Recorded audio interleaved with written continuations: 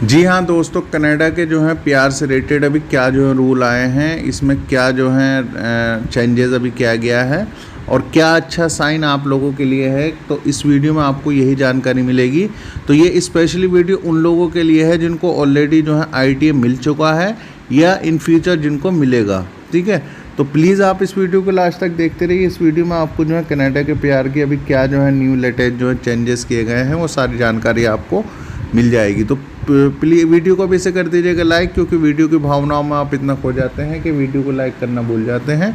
तो वीडियो को लाइक करके चैनल को सब्सक्राइब करना ना भूलें।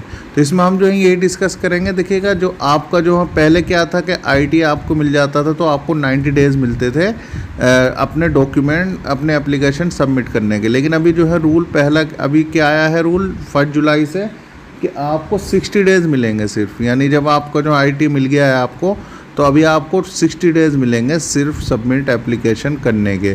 तो ये जो है सिंबल है इसका कि अभी जो है वहाँ पर नॉर्मल हालात हो गए हैं। यानी अभी जो है आपके पास चांस है कि आप प्यार वहाँ लेने के लिए एलिजिबल हैं, अगर आपके पास सारी जो है चीज़ें हैं। ठीक है, तो अभी क्या है कि वहाँ पर ट्रेवलर रेस्ट्रिक्शन भी अभी ख़त्म कर दी गई है। तो अभी क्या है कि आपके लिए बहुत अच्छा साइन है ये, मतलब एक्सप्रेस एंटी में अपना जो है प्रोफाइल डालिएगा और आपको जो है ये मिल सकता है। अब दूसरी बात कर लेते हैं उन लोगों के लिए जिनके COPR जो है ऑलरेडी एक्सपायर हो गए हैं।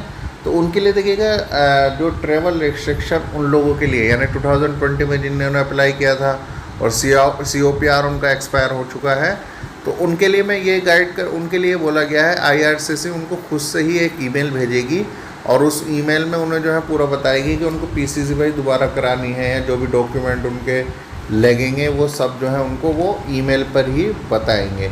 तो आप जो है अभी करें क्या कि अपना प्रॉपर मेल चेक करें। अगर आपका COPR एक्सपायर हो चुका है, क्योंकि ट्रैवल रिस्ट्रिक्शन आप पर लगी हुई है, तो आपको IRCC की तरफ से यही बोला गया है कि आप ईमेल चेक करें, वो जो भी गाइडलाइन देंगे उसके अकॉर्डिंग फिर आपको जो है अपना जो कनाडा का जो ट्रैवल रिस्ट्रिक्शन है उसे ख़त्म कराना है। ठीक है, तो ये थी कुछ जानकारी जो मुझे बहुत अच्छी लगी। तो आई होप आपको समझ आ गया होगा। लेकिन फिर भी कोई भी क्वेश्चन, कोई भी क्वेरी इससे रिलेटेड या और भी कोई भी क्वेश्चन क्वेरी है, प्लीज़ कमेंट बॉक्स में कमेंट कीजिएगा। मुझे बहुत अच्छा लगता है आप लोग इतना कमेंट करते हैं, इतना शेयर करते रहते हैं वीडियोज़।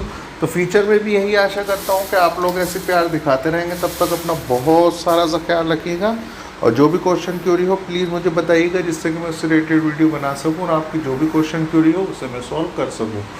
तो दोस्तों, तब तक अपना बहुत सा ख्याल रखिएगा। अल्लाह हाफिज़, हैव अ नाइस डे।